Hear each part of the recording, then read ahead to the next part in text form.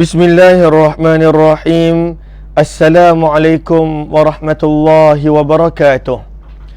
Bismillah, alhamdulillah, wassalatu wassalamu ala habibillah Sayyidina Muhammad ibn Abdillah wa ala alihi wa sahbihi wa mawala.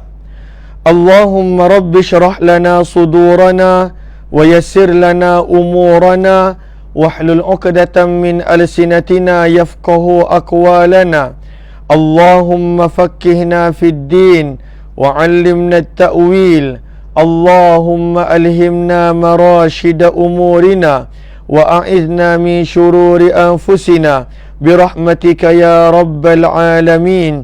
Walhamdulillahi rabbil alamin. Ahlan kepada sahabat-sahabat semua. Kita bertemu dalam pertemuan pembacaan kitab Marhaban Ya Ramadan yang dianjurkan oleh Klinik Ngaji Kuba Center oleh Al-Fadhil Ustaz Muhammad Fahmi Muhammad Amin. Alhamdulillah, kita bersyukur pertemuan ini moga-moga menjadikan kita semakin melakukan persiapan untuk Ramadan, menjadikan kita semakin merasai akan perasaan dan semangat untuk dekat dengan Ramadan. Dan pada hari ini kita akan sambung pembacaan daripada muka surat yang ke-8. Ahlan Zaimah Ismail, Elvira, kemudian Siti Haja Muhammad Nazir, Amirul Hafiz Ahmad Lutfi dan juga sahabat-sahabat yang lain. Apa kata kita mulakan pertemuan kita dengan sama-sama kita melakukan perkara yang penting, iaitu sama-sama kita perbetulkan dahulu niat. Moga-moga pertemuan selama 60 minit ataupun sejam ini adalah pertemuan yang diredai oleh Allah Subhanahu wa ta'ala. Nawaitu ta'alluma wa ta'lim wa tadhakkura wa tadhkir wa naf'a wal intifa' wal ifadata wal istifadah wal hatha ala tamassuki bi kitabillah wa sunnati rasulillahi sallallahu alaihi wasallam wa du'ai ila al huda wa dalalati ala al khair ibtigha'a wajhillah wa mardatih wa qurbih wa thawabih. Amin amin ya rabbal alamin. Ahlan Hajjah Gaya Daud, Zaharah Alias dan juga sahabat-sahabat yang lain. Mohon je sebaik sahabat-sahabat untuk bantu share, bantu untuk kongsi, bantu untuk sebar luas dan juga tag rakan-rakan yang lain. Pada minggu ini kita tidak akan berkongsi dengan perkongsian tajwid, namun kita akan berkongsi pembacaan kitab Marhaban Ya Ramadan yang dianjurkan oleh Al-Fadhil Ustaz Muhammad Fahmi Muhammad Amin. Lalu mohon sahabat-sahabat catatkan di ruang komen, mohon catatkan muka surat yang ke-8. Mohon sahabat-sahabat catatkan muka surat yang ke-8. Muka surat yang ke-8 daripada kitab Marhaban Ya Ramadan. Maka di sini kita nampak tajuknya, kata pengantar ataupun kata penulis. Alhamdulillah, bismillahirrahmanirrahim. Alhamdulillahilladzi anzalal Qur'ana fi syahri Ramadan. Lalu Allahumma salli ala Sayyidina Muhammad. Okey. Alhamdulillahilladzi. Beliau tidak terjemahkan kemudian. Beliau tidak terjemahkan. Lalu kita sama-sama terjemahkan. Alhamdulillahilladzi. Segala puji-pujian bagi Allah Subhanahu wa taala, zat yang anzalal Qur'ana, yang telah menurunkan Al-Quran fi syahri Ramadan, pada bulan Ramadan. Mulianya Ramadan itu antara sebabnya adalah penurunan Al-Quran. Firman Allah dalam surah Al-Baqarah, syahrul Ramadan, bulan Ramadan adalah bulan yang alladzi unzila fihi Al-Quran, diturunkan padanya Al-Quran. Maka kata beliau, fa'azuma, maka menjadi agung, menjadi besar, qadruhu, kedudukan Ramadan, bidzalika, disebabkan itu, iaitu disebabkan penurunan Al-Quran. Dengan sebab penurunan Al-Quran, Ramadan menjadi bulan yang agung, bulan yang mulia. Bahkan satu-satunya bulan yang disebutkan namanya dalam Al-Quran adalah bulan Ramadan. wa ajzala fihi, dan Allah banyak menganugerahkan pada Ramadan minal ihsan, daripada kurniaan-kurniaan. Fihi, kata beliau, pada bulan padanya, iaitu pada bulan Ramadan, tuftahul jinan, dibukakan pintu-pintu syurga, wa tughlaqun niran, dan ditutup pada bulan Ramadan an-niran, pintu-pintu neraka. Maka pada bulan Ramadan, zahirnya sifat kasih sayang Allah pada bulan Ramadan, zahirnya pada waktu itu pengampunan Allah Subhanahu wa ta'ala. Seterusnya kata beliau, fa'atammahu bidzalika wa sya'sha'ahu wa akmala fihi al-imtinan. Maka Allah Subhanahu wa ta'ala telah sempurnakan pada bulan Ramadan daripada ihsan-ihsan dan juga daripada kebaikan. Wa wassa'a fihi ala khalqihi, dan Allah telah meluaskan fihi, pada bulan Ramadan ini, ala khalqihi, ke atas hamba-hambanya. Apa yang Allah luaskan nanti akan datang di hujungnya. Wa an'ama, dan Allah telah kurniakan alaihim, ke atas mereka, fihi, pada bulan Ramadan ini, bil ghufran, dengan pengampunan. Lalu kata penulis buku, Allah luaskan dan Allah kurniakan pada bulan Ramadan dengan pengampunan.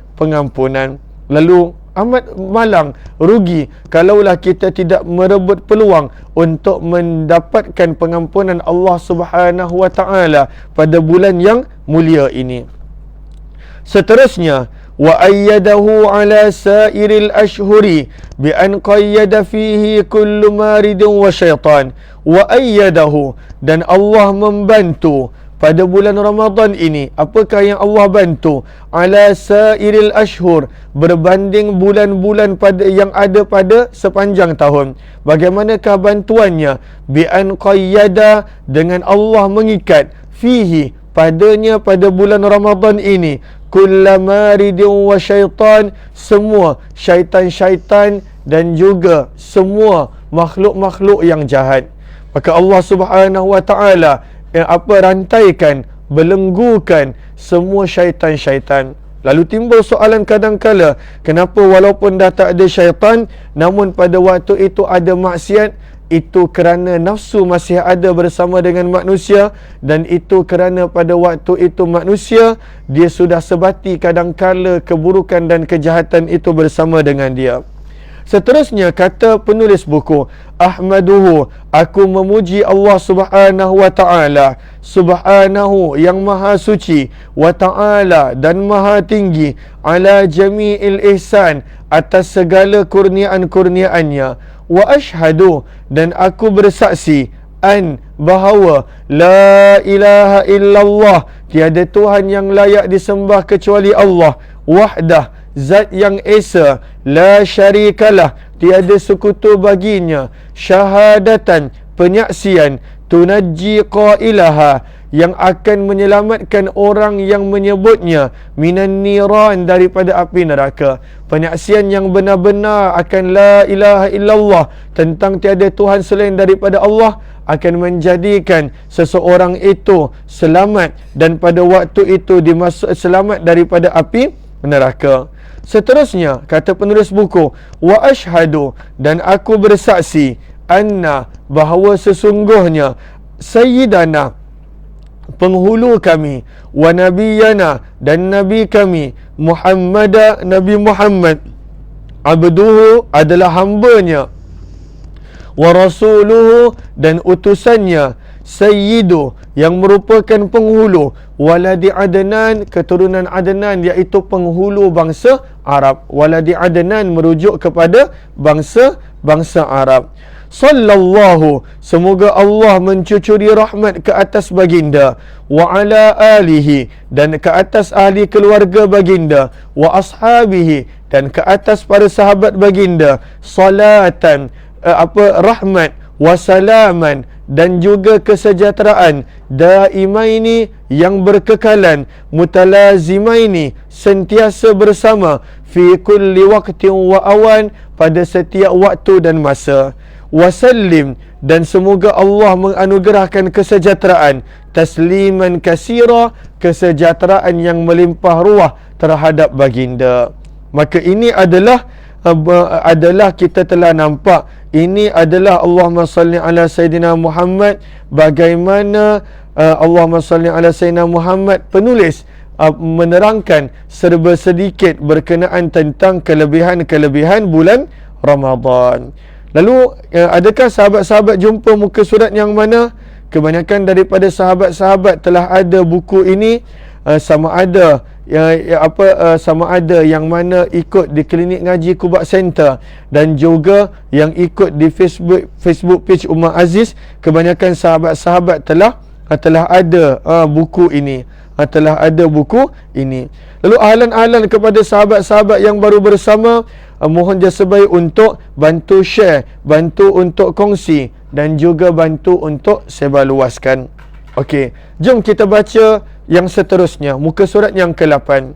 Maka kata penulis buku, segala puji bagi Allah yang telah memberikan taufik serta hidayah. Hidayah maksudnya bimbingan kepada kami, sehingga kami dapat menyelesaikan tulisan yang berhubungan dengan ibadah puasa yang sangat sederhana hingga selesai. Ini adalah tawaduk daripada penulis buku, yang mana beliau mengatakan sederhana, namun sebenarnya banyak mutiara-mutiara yang terdapat pada penulisan ini. Kata beliau pada perenggan yang terakhir muka surat yang ke-8, ibadah puasa merupakan ibadah yang sangat agung semestinya, kerana ianya adalah salah satu daripada rukun-rukun iman.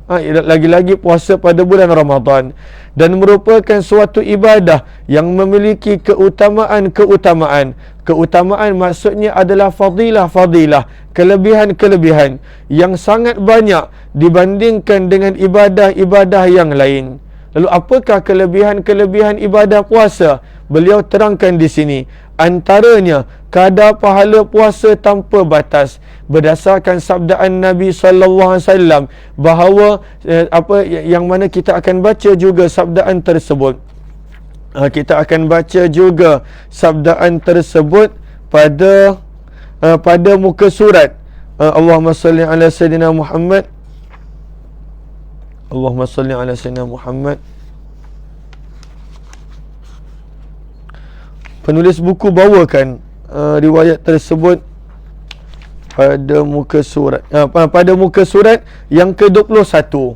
Lalu beliau bawakan riwayat tersebut bahawa puasa pahalanya adalah tanpa batas, berdasarkan riwayat Imam Bukhari, kullu hasanatin bi'ashri amsalha, setiap pahala hasanat dari sesuatu ibadah akan dilipat gandakan menjadi 10 kali lipat, sehinggalah pada waktu itu 700 kali ganda. Illa siyam, sabda Nabi, kecuali puasa, maka puasa itu dilakukan untuk Allah, maka Allah yang akan memberikan balasan tanpa batas untuk orang yang berpuasa.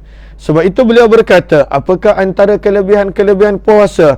Yang pertama, muka surat yang ke-8, kadar pahalanya tanpa batas. Yang kedua, seperti mana yang kita baca dan kita nampak dalam surah Al-Baqarah, bulan yang diturunkan padanya Al-Quranul Karim. Itu kelebihannya. Yang ketiga, dibukakan pintu syurga. Yang keempat, ditutup pintu neraka. Yang kelima, pahala amalan sunnah sama dengan pahala amalan fardu. Yang keenam, muka surat yang ke-9, pahala amalan fardu dilipat gandakan menjadi 70 kali ganda. Dan pelbagai lagi keutamaan, maksudnya kelebihan-kelebihan yang lain. Kata penulis buku, seluruh keutamaan maksudnya adalah kelebihan. Seluruh kelebihan-kelebihan di atas akan dapat dicapai oleh seorang hamba jika amalan ibadah puasa yang dilakukannya adalah bertepatan berdasarkan ilmu syariat yang telah ditunjuk ajar oleh baginda Nabi sallallahu alaihi wasallam dan telah dijabarkan oleh para ulama.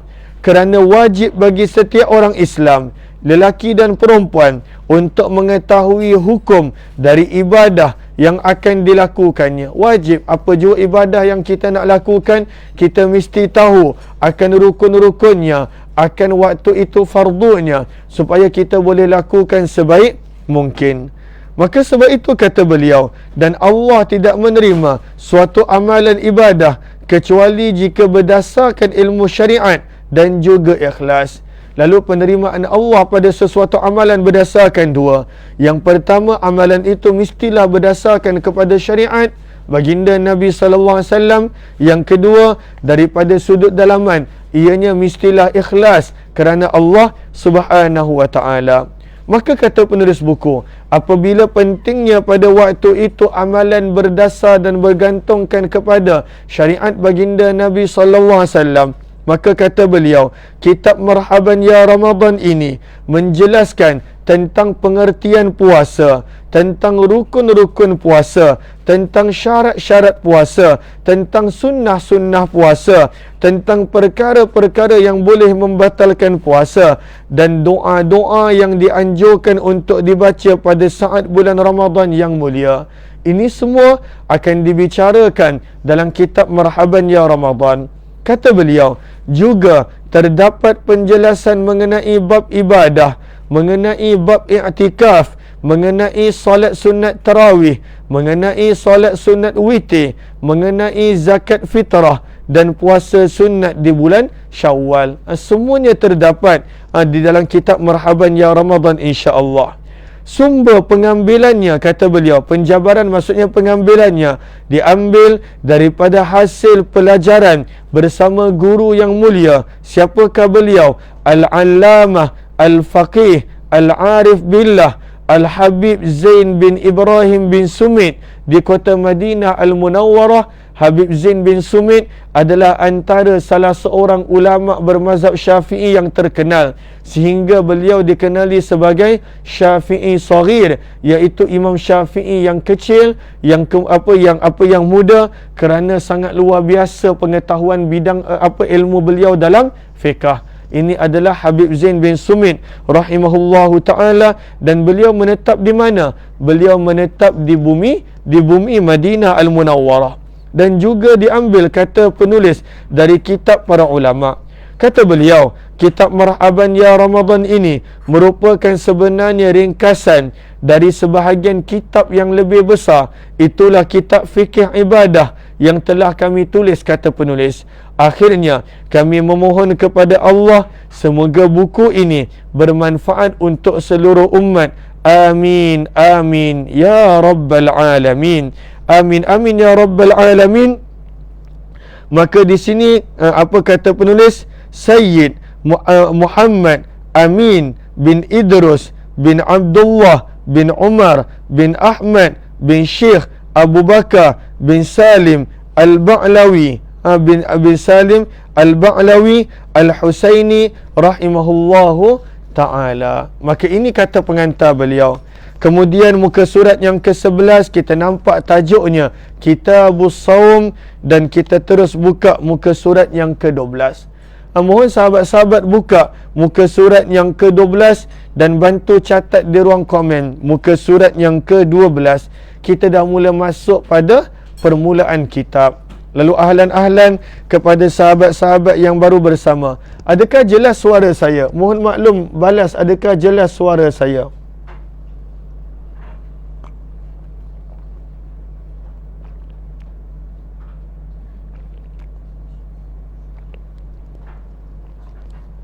Lalu adakah jelas suara saya? Sebelum saya lanjutkan, sebab tadi saya lupa nak tanya adakah jelas. Lalu ahlan-ahlan Kak Siti Mahwa Ismail, Bazid Aziz, Zaid Aziz, Norizita Rifin, dan juga sahabat-sahabat yang lain. Lalu In berkata jelas, Nursia Ismail kata jelas, terima kasih. Dan juga Khatijah Kamisan, Siti Mahwa Ismail, Zuraida Siddiq, alhamdulillah semua kata jelas, syukur. Jom kita lihat. Maka kata penulis buku, bab yang pertama berkenaan tentang puasa. Lalu apa yang kita akan belajar? Antara yang kita akan belajar berkenaan tentang puasa, kita boleh nampak kita akan belajar tentang definisi puasa, dan di situ ada faedah yang pertama. Kemudian B, kita akan belajar tentang dalil diwajibkan puasa Ramadan. Muka surat yang ke-13. Apakah dalil-dalilnya? dan pada waktu itu ada faedah-faedah yang akan dikongsikan. Kemudian C, pada muka surat yang ke-16 kita akan belajar tentang kelebihan-kelebihan fadilat-fadilat puasa, beserta pada waktu itu adanya kelebihan dan faedah-faedahnya. Lalu A tadi definisi puasa, B dalil diwajibkan puasa, C kelebihan-kelebihan puasa, kemudian D muka surat yang ke-23 kita akan belajar tentang hukum berpuasa. Apakah hukum berpuasa? Ada banyak hukum-hukum berkenaan tentang puasa. Dan kemudian kita akan belajar E, tanda-tanda masuknya Ramadan dan seterusnya. Kita habiskan A dahulu. Apakah itu definisi saum ataupun siam? Bila orang Arab sebut saum, sauma yasumu sauman, apakah maksud saum? Apakah maksud saum? Maka di sini kata penulis buku, saum ataupun terjemahannya adalah puasa. Puasa menurut bahasa, muka surat yang ke-12. Bahasa di sini maksudnya bahasa Arab, bukanlah pula bahasa Melayu. Puasa menurut bahasa Melayu, tidak. Lalu puasa menurut bahasa Arab, lalu boleh catatkan di buku ataupun di ruang komen, iaitu perkataan saum, sad, waw, mim, yang terjemahannya adalah puasa. Maka perkataan saum daripada sudut bahasa Arab, apakah maksud saum? Orang Arab bila menggunakan perkataan saum, sama yasumu sauman, maksudnya adalah menahan diri dari segala perkara. Menahan diri daripada segala perkara. Adakah makan minum sahaja? Tidak, segala perkara. Bahkan menahan diri daripada bercakap. Sebab itu kata penulis buku, meskipun menahan diri daripada bercakap, itu dalam bahasa Arab boleh menggunakan perkataan saum. Apa dalilnya? Apakah buktinya? Maka kata penulis buku, sebagaimana yang telah disebutkan dalam firman Allah, inni nazartu lirrahmani sauma, pada surah Maryam ayat yang ke-46. Artinya, sesungguhnya aku di sini adalah Nabi Zakaria alaihi salatu wassalam. Kata Nabi Zakaria, sesungguhnya aku telah bernazar akan berpuasa. Itu nazar Nabi Zakaria. Adakah maksud nazar Nabi Zakaria berpuasa daripada makan? Tidak. Ini adalah maksud puasa daripada sudut bahasa. Maka sebab itu apa kata Nabi Zakaria? Falan ukallimal yawma insiyah, maka sesekali aku tidak akan bercakap dengan manusia sepanjang hari. Maka daripada sini kita nampak bahawa boleh juga menahan diri daripada bercakap menggunakan perkataan saum, menggunakan perkataan sauma yasumu daripada sudut bahasa. Itu daripada sudut bahasa Arab. Daripada sudut bahasa Arab, apa jua perbuatan menahan diri, walaupun bukan berkaitan makan minum, boleh menggunakan perkataan saum. Tapi daripada sudut istilah apa dia? Bila kita orang biasa, orang awam sebut saum, puasa. Apakah definisi saum yang ada dalam kitab fiqh, yang ada pada waktu itu pada perbincangan syariat dan juga agama? Apakah definisi puasa? Maka di sini kata penulis buku, puasa menurut syariat, menurut istilah agama, dia ada beberapa benda. Apakah dia? Menahan diri dari segala sesuatu yang membatalkan puasa. Itu poin yang pertama. Bila syariat, bila dalam perbincangan fiqh menyebut tentang saum, perkara pertama adalah menahan diri, bukan sekadar daripada makan minum, tidak, tetapi daripada semua perkara-perkara yang membatalkan puasa. Maka kita boleh gariskan di situ. Kita gariskan di situ. Itu poin yang pertama. Bila sebut tentang saum, tentang puasa, apakah poin pertama dia? Menahan diri daripada segala perkara yang membatalkan puasa. Yang kedua, bermula daripada bila? Maka kita nampak di sini yang dimulai daripada terbitnya fajar, iaitu fajar sadiq, subuh, sampai terbenamnya matahari. Itu poin yang kedua. Yang pertama, semua perkara yang membatalkan puasa dia tak buat. Bukan sekadar makan dan minum. Semua perkara yang membatalkan puasa. Yang kedua, waktunya. Mestilah daripada waktu fajar sadiq ataupun kita panggil waktu subuh sehinggalah waktu matahari terbenam. Dan yang ketiga, mesti ada niat-niat yang tertentu. Sama ada niat puasa wajib ataupun niat puasa sunat. Ketiga-tiga ini bila digabungkan, maka jadilah ianya puasa. Jadilah ianya puasa. Lalu ini, tiga benda ini adalah definisi puasa. Lalu kalaulah sekadar tinggalkan makan minum tapi buat perkara lain yang membatalkan puasa, maka itu tak dipanggil puasa. Kalaulah dia puasa, sekadar dia menahan diri daripada perkara yang membatalkan puasa, daripada waktu fajar, waktu subuh sampai zuhur, maka itu tak dipanggil puasa. Kalaulah pada waktu itu dia menahan diri daripada perkara-perkara yang membatalkan puasa, daripada fajar sadiq, daripada subuh sampai maghrib, namun langsung tak ada niat, dia tak niat, maka itu pun tak dipanggil puasa. Puasa, kata para ulama, adalah definisi daripada tiga benda. Meninggalkan perkara yang membatalkan puasa, bukan sekadar makan minum. Yang kedua, pada waktu itu daripada waktu fajar sadiq sehingga waktu maghrib, matahari terbenam. Dan yang ketiga, mesti kena ada niat. Tiga ini gabungannya, maka itulah definisi puasa. Ini adalah definisi puasa.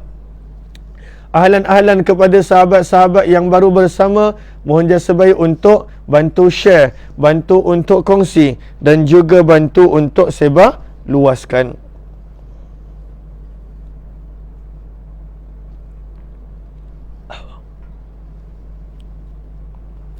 Seterusnya, kita lihat faedah yang pertama. Maka faedah yang pertama tentang sejarah puasa, tentang sejarah berpuasa. Bagaimanakah tingkatan demi tingkatan puasa para sahabat Nabi sallallahu alaihi wasallam ketika mana permulaan hijrah. Maka di sini disebut faedah yang pertama, batas waktu berbuka puasa Ramadan pada permulaan Islam. Permulaan Islam, bagaimanakah puasa para sahabat Nabi sallallahu alaihi wasallam. Maka kata penulis buku, pada permulaan Islam, orang Muslim yang sedang berpuasa diperbolehkan untuk berbuka jika matahari telah terbenam maghrib sampai dia telah melaksanakan solat isyak atau tidur. Ini awal Islam. Sangat-sangat strict. Bagaimanakah awal Islam punya puasa ketika mana permulaan hijrah? Permulaan hijrah punya puasa adalah dia bila masuknya maghrib dia boleh berbuka. Tapi sampai bila boleh makan? Kita boleh makan sampai waktu fajar, sampai esok subuh. Tetapi awal Islam tidak. Awal Islam maka boleh makan, boleh berbuka ketika mana pada waktu itu dia melakukan dua perkara. Bila dia buat salah satu daripada dua, maka pada waktu itu dah tak boleh makan. Apakah salah satu daripada dua perkara? Sama ada pada waktu itu dia tidur. Sama ada pada waktu itu dia tidur. Kalaulah contoh pada waktu itu masuknya maghrib. Masuknya maghrib. Dan lalu boleh makan. Tetapi dia tak sempat makan. Dan kemudian pada waktu itu dia tertidur. Maka dah tak boleh makan dah sampai esok maghrib. Dan ini pernah berlaku kepada seorang sahabat Nabi sallallahu alaihi wasallam. Pernah berlaku kepada seorang sahabat Nabi. Sebab itulah turunnya ayat yang kita nampak pada muka surat yang ke-13 surah Al-Baqarah ayat 187. Turunnya ayat tersebut. Ayat tersebut turun kerana pada waktu itu dia balik rumah. Kerana pada sahabat kebanyakannya adalah petani. Dia balik ke rumah dan pada waktu itu bila dia balik, maka pada waktu itu dia letih, makanan belum siap, dah masuk waktu maghrib, maka dia tertidur, maka dia dah tak boleh makan. Lalu pada permulaan Islam, puasa boleh makan ketika mana maghrib boleh berbuka, tetapi berlakunya salah satu daripada dua, sama ada masuknya isyak, dah tak boleh makan. Makan hanya di antara maghrib dan isyak. Dan yang kedua tertidur, maka pada waktu itu dah tak boleh makan. Ini adalah pada permulaan Islam, permulaan hijrah. Sebab itu kata penulis buku di sini, pada permulaan Islam, orang Muslim yang sedang berpuasa diperbolehkan untuk berbuka jika matahari telah terbenam. Sama seperti kita, itu tak ada masalah. Tapi sampai bila? Kita boleh sampai subuh esoknya, kita boleh sampai fajar esoknya. Namun sampai bila? Salah satu daripada dua. Sampai dia telah melaksanakan solat isyak, itu je waktu makan. Atau yang kedua, dia tertidur. Kemudian setelah waktu tersebut, setelah masuknya isyak ataupun setelah pada waktu itu dia tertidur, maka pada waktu itu maka tidak diperbolehkan baginya untuk makan ataupun minum ataupun berhubungan badan antara suami isteri sampai terbenamnya matahari pada keesokan harinya. Ini adalah sangat-sangat strict akan hukum pada permulaan Islam. Lalu macam mana tu? Masuk je isyak, dah tak boleh makan. Tertidur sahaja selepas maghrib, dah tak boleh makan. Maka ini pernah berlaku kepada seorang sahabat. Maka pada waktu itu dia pingsan kerana dia seorang petani. Bila dia balik rumah, makanan belum siap selepas maghrib. Maka pada waktu itu kerana tersangat letih, kerana terlalu letih, maka dia terlelap. Maka ketika mana dia terlelap, dia kena teruskan puasa. Kerana bila terlelap sahaja, dah tak boleh pada waktu itu makan lagi. Maka ketika mana keesokan harinya, ketika mana tiba sahaja waktu tengah hari, dia telah pingsan, maka dimaklumkan kepada baginda Nabi SAW. Maka turunlah pada waktu itu surah Al-Baqarah ayat 187. Ini striknya ataupun dahsyatnya puasa pada permulaan hijrah. Seterusnya kata penulis buku, kemudian Allah memberikan kelonggaran, memberikan keringanan, iaitu diperbolehkan untuk makan, dibenarkan untuk minum, dibenarkan untuk berhubungan badan, iaitu hubungan suami isteri, daripada mula terbenamnya matahari sampai terbitnya fajar. Manakah dalil untuk untuk perkara ini? Maka kita boleh baca firman Allah dan juga tafsiran serta sababun nuzulnya pada surah Al-Baqarah ayat 187. Firman Allah Subhanahu wa taala, uhilla lakum lailatas siyam arrafathu ila nisaikum, dihalalkan bagi kalian pada malam hari bulan puasa untuk bercampur, untuk pada waktu itu melakukan hubungan badan dengan isteri-isteri kalian. Surah Al-Baqarah ayat 187. Ayat ini sebenarnya lebih panjang. Ar-rafathu ila nisaikum hunna libasul lakum wa antum libasul lahun. Alimallahu annakum kuntum takhtanuna anfusakum fataba alaikum wa afa ankum fal'ana bashiruhunna wabtaghu dan sebagainya. Maka itu adalah dalil dibenarkan untuk pada waktu malam berterusan pada waktu itu makan, minum, berhubungan badan sampailah pada waktu fajar. Maka mansuhlah hukum yang di awal hijrah, di awal Islam, pada waktu itu sekadar sampai isyak ataupun sekadar sampai pada waktu itu waktu tertidur. Maka mansuh hukum tersebut. Ahlan-ahlan kepada sahabat-sahabat yang baru bersama, mohon sebaik pada waktu itu untuk bantu share, bantu untuk kongsi, bantu untuk sebar luas. Bagaimana kalau kita kena puasa macam tu? Macam mana? Tak larat kita nak puasa. Tetapi itulah para sahabat berpuasa sehinggalah Allah berikan kelonggaran kepada kita. Seterusnya, muka surat yang ke-13. B. Dalil diwajibkan berpuasa. Dalil diwajibkan berpuasa. Apakah dalil diwajibkan berpuasa? Maka ini menyebutkan tentang puasa Ramadan. Terima kasih Kak Safia Sapian yang bantu share di ruang komen. Terima kasih. Lalu dalil diwajibkan puasa. Kata penulis buku, dalil diwajibkan untuk berpuasa adalah antaranya firman Allah. Di manakah firman Allah itu? Pada surah Al-Baqarah ayat yang ke-183. Firman Allah Subhanahu wa taala, "Ya ayyuhallazina amanu," wahai orang-orang yang beriman, kutiba, diwajibkan. Ini adalah dalilnya. Perkataan kutiba, diwajibkan. Apa yang Allah wajibkan? Alaikum, ke atas kamu, as-siyamu, puasa. Puasa mana yang Allah wajibkan? Yang dimaksudkan adalah puasa Ramadan.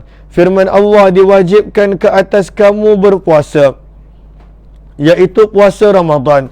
Kama, seperti mana, kutiba, diwajibkan, alal ladzina, ke atas orang-orang yang min qablikum, sebelum daripada kamu, la'allakum tattaqun, moga-moga dengan puasa itu kamu beroleh takwa. Maka daripada perkataan kutiba alaikumus siyam yang ada pada ayat ini, maka ianya adalah pensyariatan untuk kewajipan puasa Ramadan. Mungkin kita ada persoalan, kenapa disebutkan kewajipan puasa Ramadan padahal dalam ayat ini langsung tidak ada menyebut. Kena faham, ayat ini adalah ayat sebelum dan selepasnya menceritakan tentang Ramadan. Seterusnya, kata penulis buku, para ulama berkata, barang siapa yang mengingkari kewajipan puasa Ramadan sedangkan dia mengetahui hukum fardunya, hukum wajibnya, maka dia telah dihukum keluar daripada agama Islam. Kenapa? Sebab ini adalah sebahagian daripada ayat Al-Quran. Lalu ayat Al-Quran menyebut wajib puasa Ramadan. Lalu bila dia ingkar kewajipan Ramadan, seolah-olah dia telah tolak satu daripada ayat Al-Quran. Kenapa? Dan jika dia tidak mengetahui hukum dia, lalu dia ingkar, dia tak tahu hukum, misalnya kerana baru masuk Islam, lalu sebab itu dia tak tahu, ataupun dia tinggal di tempat yang jauh daripada para alim ulama', maka dia tidak kafir pada waktu itu. Namun, kalaulah seseorang itu dia dah tahu fardu, tetapi dia sengaja ingkar, dia sengaja tolak, dia kata tak ada benda seperti puasa Ramadan ini, tak wajib, maka pada waktu itu dengan ucapan itu dia terkeluar daripada Islam, kerana dia mengingkari sebahagian daripada ayat Al-Quran, kerana ayat Al-Quran menyebut ianya adalah wajib berpuasa pada bulan Ramadan. Maka timbul soalan di sini, bilakah wajib Ramadan itu? Bilakah permulaan puasa Ramadan diwajibkan? Adakah ketika mana Nabi kat Mekah lagi, ataupun ketika mana baginda berada di Madinah? Maka kata penulis buku, ini sejarahnya. Puasa Ramadan diwajibkan oleh Allah pada tahun 2 Hijrah. 2 Hijrah. Nabi SAW tiba di Madinah beberapa bulan selepas itu pada tahun 2 Hijrah, iaitu pada bulan Sya'ban. Pada bulan Sya'ban. Nabi SAW tiba di Madinah pada bulan Rabi'ul Awal. Rabi'ul Awal adalah bulan yang ketiga. Bulan yang ketiga, tahun pertama. Lalu bulan ketiga, tahun pertama. 4, 5, 6, 7, 8, 9, 10, 11, 12. Lalu di situ dah ada 10 bulan. 10 bulan daripada apa? 10 bulan daripada tahun pertama Hijrah. Kemudian kita nampak di sini ianya hanya menjadi wajib pada bulan Sya'ban. Sya'ban adalah bulan yang keberapa? Kalau kita kira daripada belakang, Zulhijjah bulan yang ke-12, Zulqa'dah bulan yang ke-11, kemudian Syawal bulan yang ke-10, lalu Sya'ban adalah bulan yang ke-9. Berarti daripada waktu Nabi berhijrah pada bulan yang ke-9 Hijrah, lebih kurang 18 bulan selepas Nabi berhijrah, maka pada waktu itu diwajibkan puasa Ramadan. Sebab itu kata penulis buku, puasa Ramadan diwajibkan oleh Allah Subhanahu wa taala bila? Pada tahun yang kedua Hijrah, pada bulan Sya'ban. Lalu Nabi sallallahu alaihi wasallam telah berpuasa Ramadan semasa hidup baginda sebanyak 9 kali. Nabi pernah berpuasa sebanyak 9 kali Ramadan.